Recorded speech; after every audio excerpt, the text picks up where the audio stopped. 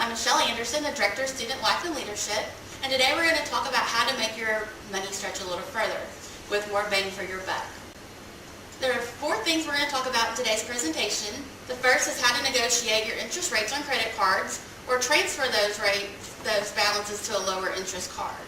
The second is to shop around and how to do that for car insurance, data plans, cell phones, your home phone, and internet providers. The third is to look for your best buy in the supermarket and how to do that on products you purchase every day. And the fourth is how to use your cell phone for apps and coupons to get the best deal. A common thing we do is go to the grocery store, and let's say, for example, today we're buying peanut butter.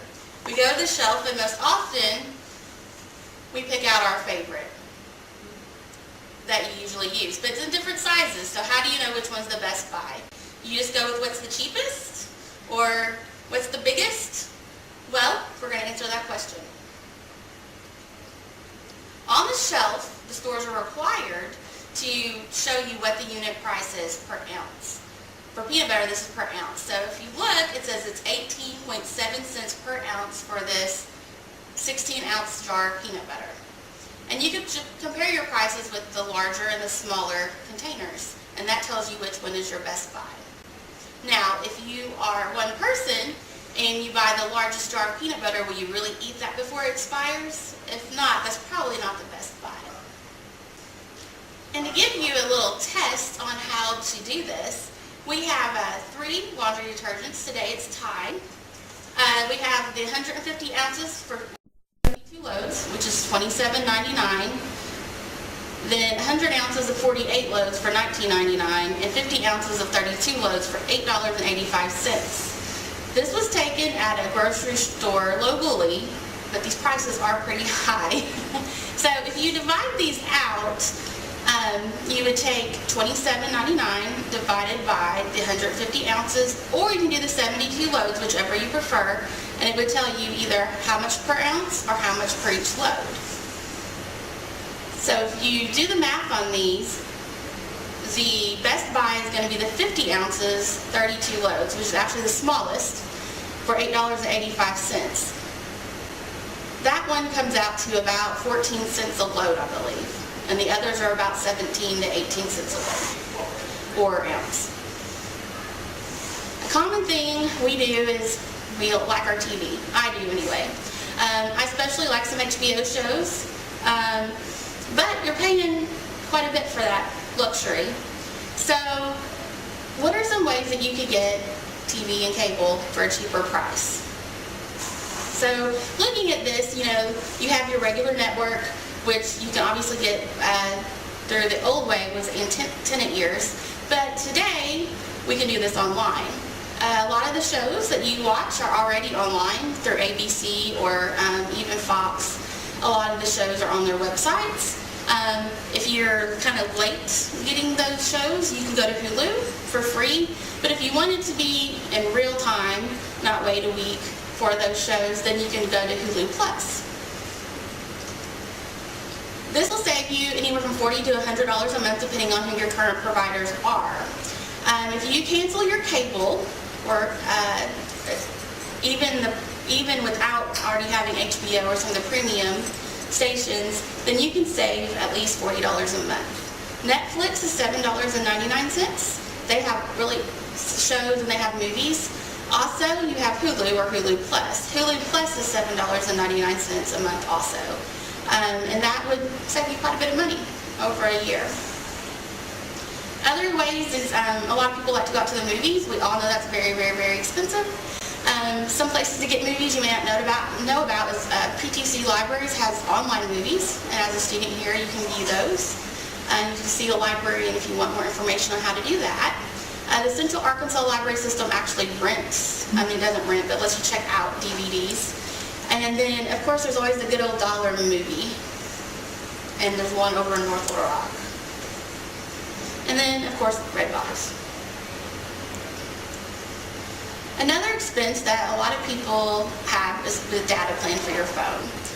You can save money with your data plan by saying no to the push alerts whenever you download an app or subscribe to things. A lot of games want to push notifications to you, your Facebook, things like that.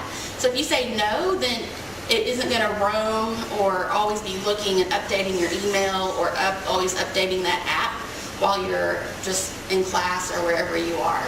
Otherwise, it's always doing that search, so that uses more data. If you say no, then whenever you log into your email, it will only download whenever you log into it or push the app button, and it starts looking for those updates. The second is this is what I learned recently, if you're on your phone and you're looking for a website, instead of putting the www in, you can use M, or in your search put M in front of JCPenney or whatever, and it will actually take you to the friendly phone site. Since you use less data. And a lot of times they have an app that it will direct you to. And then the third is to stream videos on Wi-Fi networks instead of wireless, such as the Pulaski Tech network. I'm sure Computer Services doesn't be telling you that, but or McDonald's or wherever you are, if you use a Wi-Fi network. If you have AT&T, you can actually set that up where your phone will, if you have an AT&T phone, will go off of your home internet. So that's some things that you could do. Did you know that 40% of data use on phone data plans is YouTube? So that's just something to think about. If you are wanting to cut back on your data plan, then probably not watching YouTube would be a good way to do that. So you could probably save $10 to $20 a month if you cut back on your data plan. The other thing is the store is always going to make it seem like you need more data than you do.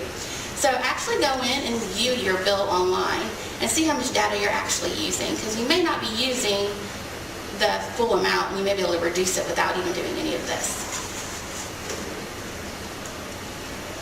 And a few things for phones is text messaging.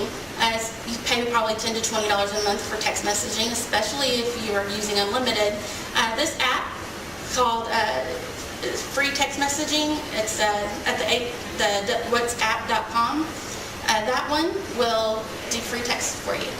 And the phone's systems listed are what it will use. Red Laser is another great one. It always finds the lowest price. So you can type in what you're looking for or what you're shopping for, and it'll tell you where to get it cheapest. Boxfer is great for those who are living with a roommate. Maybe your roommate doesn't always give you the rent on time, or maybe you don't always know how to divide the expenses. This helps you do that. And it will also send email reminders to your roommates. And if they say, maybe I'll owe you that, I'll pay you next month, you can type in when they owe it to you and then just send an email reminder that they still owe you the money. And then Mint.com is probably the one that I recommend. It's free. It helps you track expenses and get your budget under control. It also lets you set goals, such as saving for vacation or expected expenses or even retirement. And it will notify you whenever your bills are due. So that way you don't have late payments. And one more way that you can also save money is by using the LED light bulbs.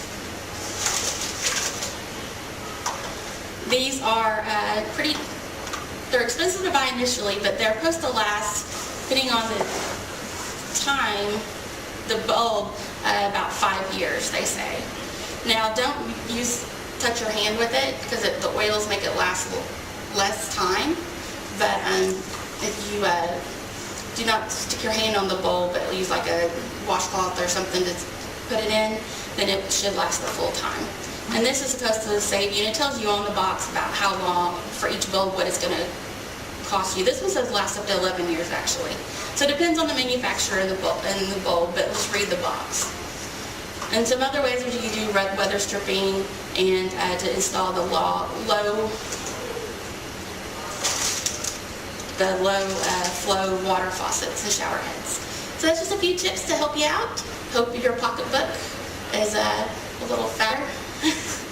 Have a great day.